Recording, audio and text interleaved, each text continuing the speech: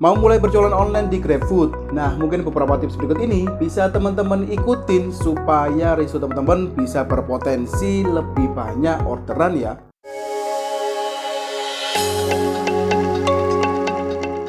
Oke, tanpa berlama-lama, mari kita langsung saja ke tips yang pertama, yaitu tampilan resto yang menarik. Nah, jika kita ingin berjualan online seperti di GrabFood ini, tentu kita juga harus memperhatikan tampilan dari resto kita ya. Ibaratnya kalau kita mau membuka toko ataupun restoran secara offline begitu ya, kita kan juga menyiapkan beberapa hal supaya pembeli itu bisa tertarik datang ke resto kita. Nah, begitu pula jika kita ingin membuka restoran online seperti di GrabFood ini, tentu tampilan resto ini juga harus kita perhatikan ya. Mulai dari foto profil, mulai dari banner, mulai dari foto menu, lalu deskripsi menu, urutan kategori, dan lain sebagainya. Nah, hal-hal semacam ini perlu kalian perhatikan supaya ketika ada customer yang mampir ke toko atau resto kita gitu ya, itu akan merasa minat ataupun tertarik untuk membeli produk-produk yang kita jual. Jadi jangan sampai nih foto profil resto kita itu kosong ataupun banner dari resto kita itu kosong. Jangan sampai seperti itu ya.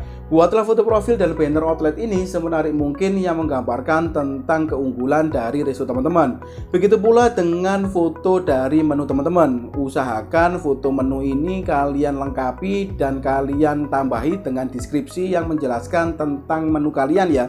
Jadi meskipun deskripsi ini sifatnya adalah opsional, bisa kalian isikan bisa tidak, tapi kalau menurut saya deskripsi ini cukup penting untuk memberikan informasi kepada customer tentang bagaimana keunggulan dari menu kita. Bukan hanya masalah itu, mengurutkan menu ataupun kategori ini juga menjadi hal yang sangat penting ya. Jadi menu mana yang ingin kita taruh di urutan pertama, kedua, ketiga, begitupun juga kategori. Jadi kategori apa yang ingin kita taruh di posisi pertama nih? Misalkan kategori menu-menu promo ataupun kategori bestseller kita. Nah, itu kita taruh di bagian atas. Nah, hal-hal semacam ini bisa kita praktekkan supaya resto kita terlihat lebih menarik.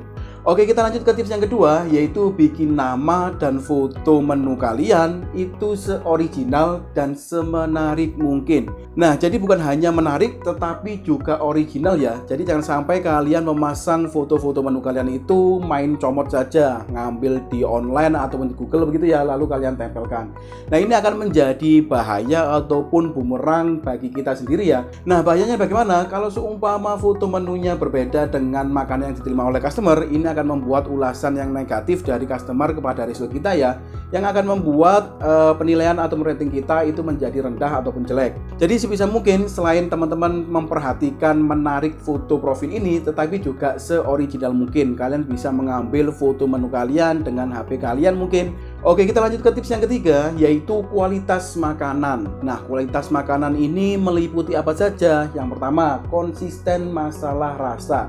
Jadi bagi teman-teman yang ingin mulai mencoba berjualan makanan online maupun offline ya, untuk konsisten rasa ini menjadi penting. Misalkan nih kalian sudah menemukan resep tertentu gitu ya untuk membuat menu kalian. Nah, itu bisa kalian catat mungkin ataupun kalian ingat-ingat sehingga rasa dari menu kalian itu bisa konsisten.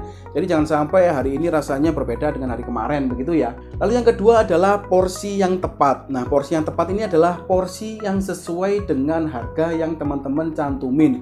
Nah, misalkan teman-teman ingin menyasar target untuk kalangan menengah ke bawah misalkan ya, ataupun harganya murah begitu ya.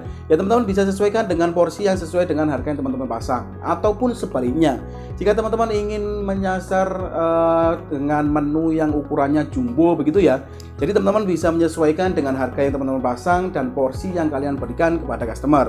Lalu yang ketiga adalah berkenaan tentang packaging. Nah, ini biasanya yang sering dianggap remeh tetapi bisa memberikan impact yang cukup dalam ya. Yaitu packaging yang bagus, packaging yang menarik, packaging yang bersih. Ini akan membuat kesan dari customer itu menjadi bagus ataupun baik ya.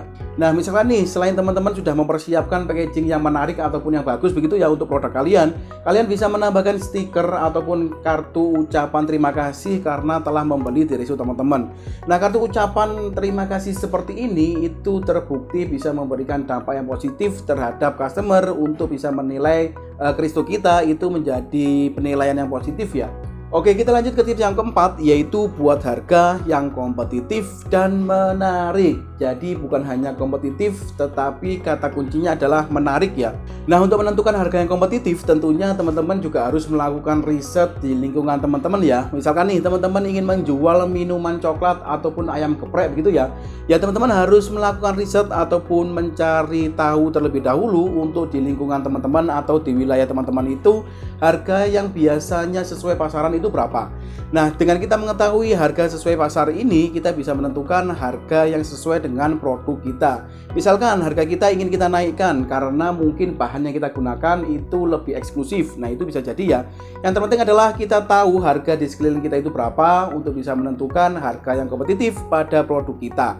Lalu yang kedua adalah selain kompetitif juga menarik. Nah, menarik di sini yang dimaksud adalah jika kita memasang harga di online, mungkin kita bisa memainkan harga itu supaya terlihat lebih menarik ya.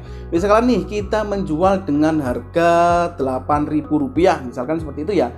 Di online bisa kita tulis dengan harga mungkin Rp7.999.